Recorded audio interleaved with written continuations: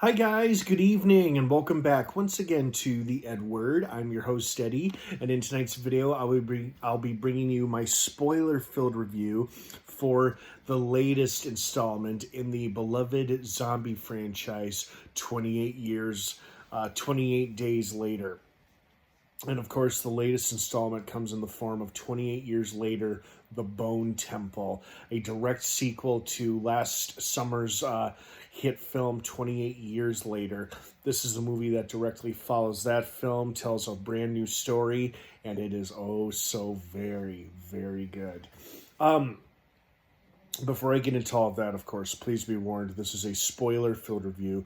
So if you haven't seen 28 Years Later, The Bone Temple, and you plan to watch it tomorrow night or some point this weekend, opening weekend, you don't want to keep watching or listening to this review, as I will be discussing spoilers, plot details, character stuff, all that jazz. That being said, you have been warned. Let's dive right back into it. Okay, spoilers starting now. This movie caught me off guard, but in the best way possible. I did not know what to expect. I had some expectations that were met, but at the same time, I didn't know what kind of story we were in for. And the story we did get was quite good, quite gripping, violent, gnarly, exciting, but thought-provoking. But at the same time, not at all what I expected, but I thoroughly enjoyed it. I can certainly see why this film earned such rave early reviews and reactions, and for me, personally, it lived up to the hype. It was fun watching it in a crowded theater. The audience responded well to key scenes, like when like towards the end there, when of course Cillian Murphy returned as Jim, everybody applauded and clapped a bit. And then after Ralph Fiennes gave the devil dance performance thing, and then he disappeared behind the Bone Temple, everybody clapped after that. And then I'm pretty sure there was some clapping when Jimmy got crucified upside down on the bone structure as well too. And feels like something happened. Yeah, when the girl decked Jimmy and sent him falling to the ground, there were a couple of claps as well. Oh, and then when Spike stabbed Jimmy, and there was some clapping as well there too. So this movie surprised me, and it didn't surprise me. I wasn't surprised that Dr. Kelson and Jimmy both died. I figured of all the characters to die, those two were the most likely candidates. Still sad to see Dr. Kelson go. He was a good man and a great character.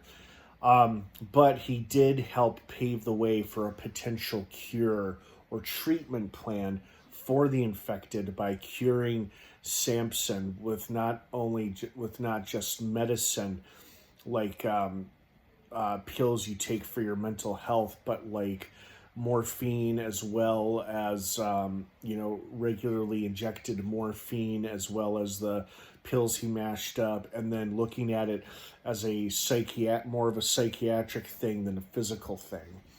And Samson is seemingly seemingly getting his humanity back. And I liked how the more calmed down he was, the less bloodshot and blood red his eyes were, and his humanity had returned. And that he was able to, I assume, give Kelson a proper burial. So that was cool. Like when he said moon, the whole audience was like, oh, when he first spoke, that was pretty cool. Very unexpected. But I figured Jimmy would go because, from the trailers, they were indicating he was pretty bad. They didn't say he was outright pure evil. Like, it's one thing in the post-apocalyptic setting to kill someone who's trying to kill you or kill a loved one or a friend of yours. That's one story. Going around brutally torturing, murdering innocent people who just happen to cross your path, completely evil and uncalled for. And the thing that I liked about this movie is that, yeah, Jimmy got what was coming to him, which was satisfying to watch. Great performance by Jack O'Connell. Did a tremendous job, as did everybody in their respective roles, but especially him and Ralph Fiennes gave remarkable performances in this movie. But the thing I liked about this movie is that it did for me what a similar zombie film, a zombie project, it did not do for me. So in the early seasons of The Walking Dead, I won't get into specifics for those of you who may or may not have seen it, but there was a character who was a villain, and it bothered me that his people never saw his true self or his true nature or who he really was, because he put on this facade of being a good man and a good leader, but deep down he was a disturbed, psychotic, evil man. And it bothered me that his people never learned the truth and never saw that side of him until it was too late. And even then, they didn't really see it because in a flash, everything changed. So watching something like this happen to Jimmy, where he loses his following, he's gradually losing his people, whether they're succumbing to the apocalypse or they're questioning and doubting him and their faith in old Nick or in Jimmy, Sir Jimmy. It was satisfying to watch that because, you know, like a lot of cult leaders, he was full of shit and full of himself. And it was nice to watch him lose that grip or lose that control over his base. And that was satisfying to watch in a zombie apocalyptic setting because it made me think, yeah, that's what I wish we would have gotten to see in The Walking Dead. And The Walking Dead did eventually deal with that character the way they dealt with them eventually, which was also pretty satisfying to watch.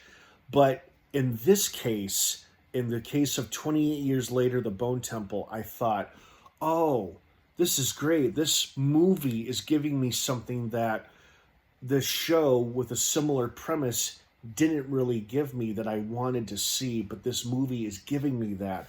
It's giving me a cult leader of a gang, a violent gang in the post-apocalyptic United Kingdom, not only get what's coming to him, but he gets exposed for what he really is and how he's full of shit, and he loses his people right before losing his people, like to death and whatnot. And then he's just left a broken wuss of a man hung upside down on a cross, begging for his mommy, and then of course gets finished off, rightfully so, by an infected that was coming by.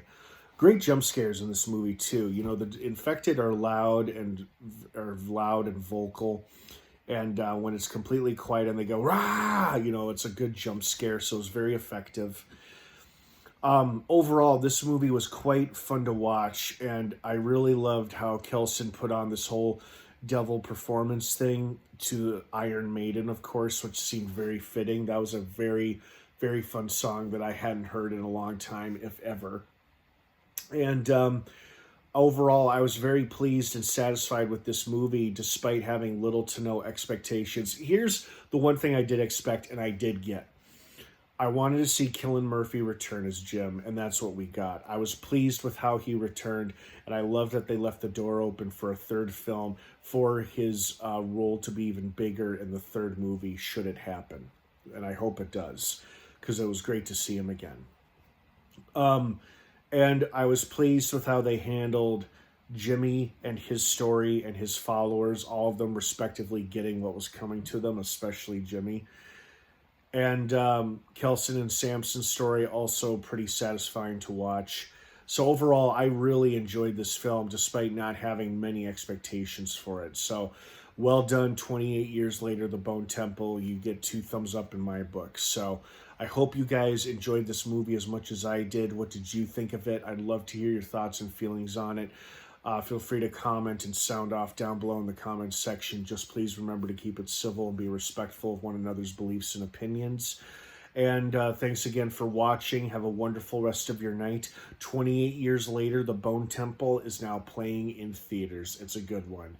Have a great rest of your night, everybody. And of course, until next time, what's your favorite scary movie?